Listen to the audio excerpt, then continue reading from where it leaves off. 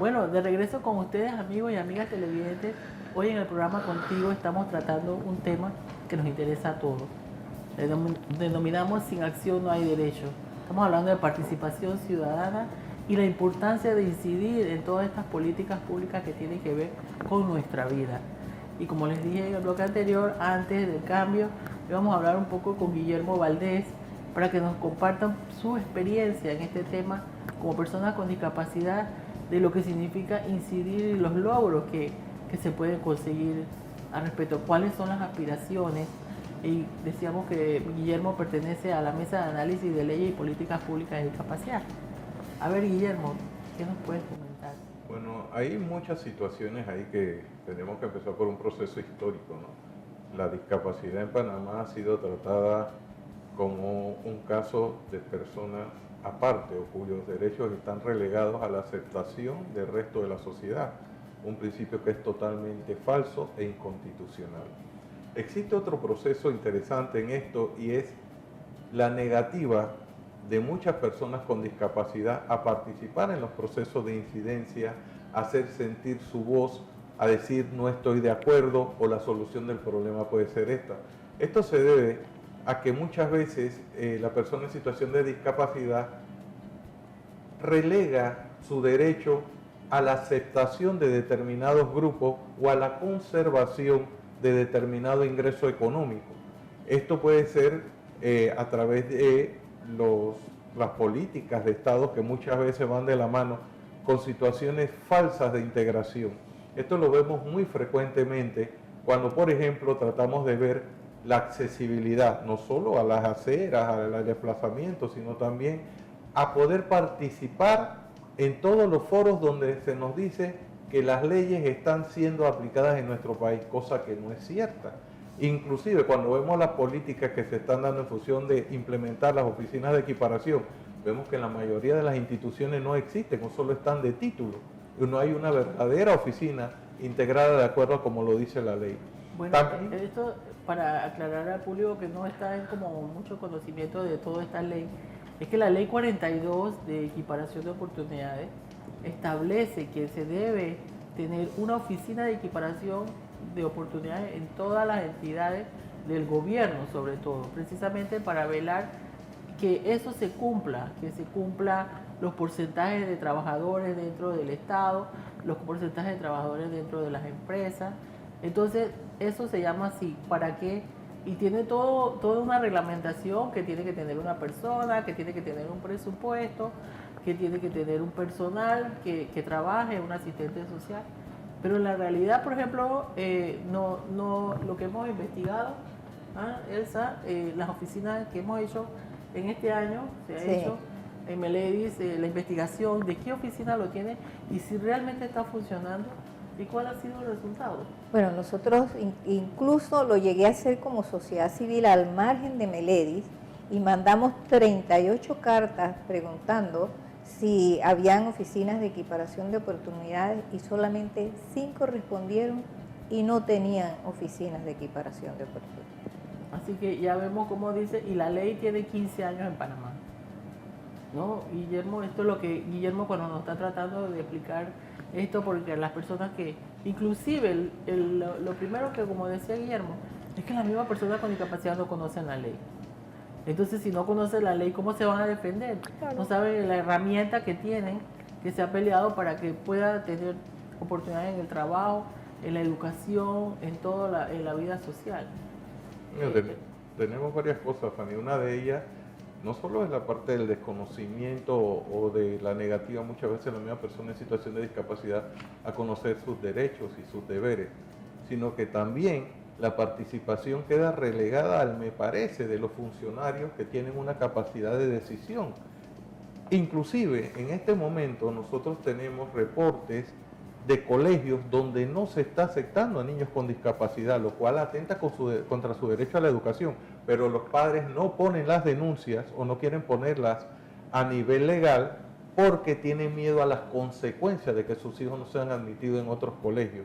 Tenemos tremendos problemas también con la parte de la accesibilidad, a pesar de que hay una comisión de accesibilidad del CONADIS, Hay ahora mismo en la alcaldía se está reuniendo un comité técnico asesor en materia de accesibilidad, pero se piensa, como dije hace un momento, no es nada más las aceras, es acceso a la justicia, a los derechos humanos, a tener una justicia expedita, a que se te hable en tu idioma o se te hable de manera que tú puedas entender los términos, a ser notificado adecuadamente. Y para eso se requieren las adecuaciones que en muchas instancias, empezando por la educación, no se están haciendo en este país. Tenemos inclusive sentencias de juzgados, en juzgados de familia, donde se condena a determinados colegios por la parte de la segregación o haber sacado a los niños de su aula de clase y mandarlo a estudiar por módulo sin ninguna justificación. Y que en esa sentencia se pide al Ministerio de Educación que investigue por qué determinado colegio o determinados colegios reinciden en este proceso sin acatar las órdenes que se dan a nivel de los juzgados. ¿Y no se ha podido lograr? No se ha podido porque existen dos cosas. Los padres dejan la sentencia hasta la condena, pero no piden la liquidación de la condena. Porque entonces empiezan los rejuegos y los trances que llevan incluso a aceptar prebendas de los colegios para poder entonces eliminar la queja oficial y dejar que se diluya en el tiempo. Sin embargo, debemos recordar que este tipo de abuso contra los niños con discapacidad o contra cualquier persona con discapacidad es motivo de ser investigada de hecho por los juzgados o las instancias que tengan que ver con el proceso. Yo escuchándote se me vino la palabra maltrato, porque de alguna manera la discriminación es un maltrato, es un rechazo. ¿Cómo se siente ese niño que no lo aceptan en la escuela, que no pueden ir a la escuela como las demás personas? Y peor, que haya estado en la escuela y lo saquen. Eso es peor, porque ¿y por qué motivo? No sé, Magali, tú que tienes más experiencia. No, y como dice Guillermo, o sea, tiene que haber algún mecanismo para que la gente presente esas denuncias y existan sanciones. Pero el problema es que si no hay sanciones, lo siguen haciendo. O sea, se siguen burlando de los derechos de la gente. Entonces yo creo que, si bien es cierto, Panamá tiene una legislación, diríamos, una legislación en materia de discapacidad, hace falta mucho por legislar en materia de Panamá y sobre todo hace falta justicia, como él decía, que exista una administración de justicia que funcione, donde se apliquen sanciones a los que infrinjan la ley, porque si no, lo que vemos es el irrespeto a la ley. Entonces, por eso es que en Panamá tenemos leyes muy bonitas, pero que no se hacen realidad, no se aplican. ¿Por qué? Porque es que no hay nadie que las haga cumplir y porque no existen sanciones. Entonces, la falta de mecanismos que aseguren el cumplimiento de la ley también es una violación a los derechos humanos de las personas. Pero ahí en ese sentido es importante que las organizaciones de personas con discapacidad también tengan el apoyo de los ciudadanos.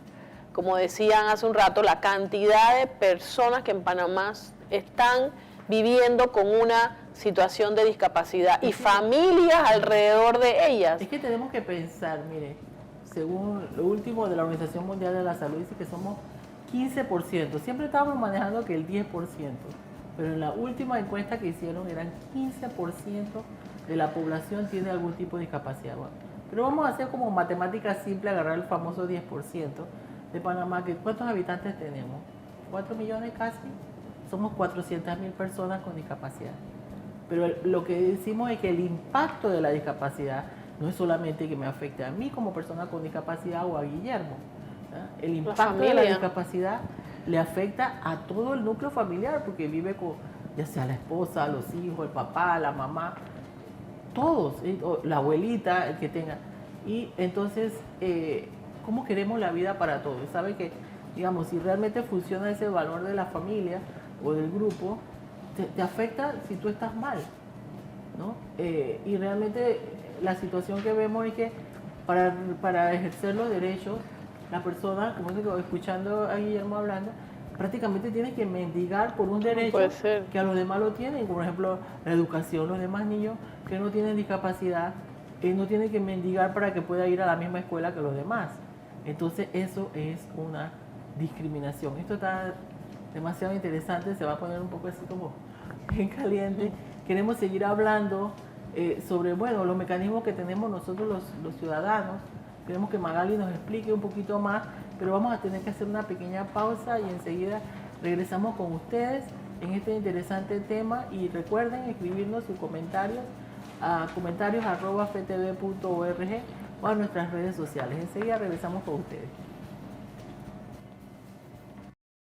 Es importante las normativas para nosotros. ¿Por qué? Porque a través de la normativa la persona con discapacidad, si se siente que son violentadas sus derechos, esa normativa le permite ejercer ante los diferentes estamentos del Estado, querellar, incidir, decir que se están violentando sus derechos y que se siente discriminado. Y al ser discriminado, las normas lo protegen y el Estado o los diferentes estamentos que tienen que ver con las leyes, que las leyes se cumplan, tienen que dictar los dictámenes a favor de las personas con discapacidad, porque él como ciudadano tiene el derecho, igual que cualquier otra persona, a el libre tránsito, el derecho a la educación, el derecho a la salud, el derecho al trabajo, el derecho a la vivienda, el derecho a la familia y el derecho a la recreación y a la cultura y al deporte. Entonces, todos esos derechos que son para todos los demás, lo tienen las personas con discapacidad y el Estado tiene que crear condiciones para que esa persona con discapacidad funcione en sociedad. Las organizaciones de personas con discapacidad legalmente constituidas tienen derecho a participar en la toma de decisiones relativas a los temas de discapacidad y a contar con una representación permanente en las entidades que desarrollan programas y servicios relacionados con la discapacidad, y deben velar por el cumplimiento de las disposiciones legales relativas a este tema. Para ello, el Estado incorporará en el desarrollo de programas y servicios relacionados con discapacidad a estas organizaciones. Artículo 9 de la Ley 42 del 27 de agosto de 1999. Contigo llega gracias a Telered, la inigualable tarjeta clave que facilita la vida.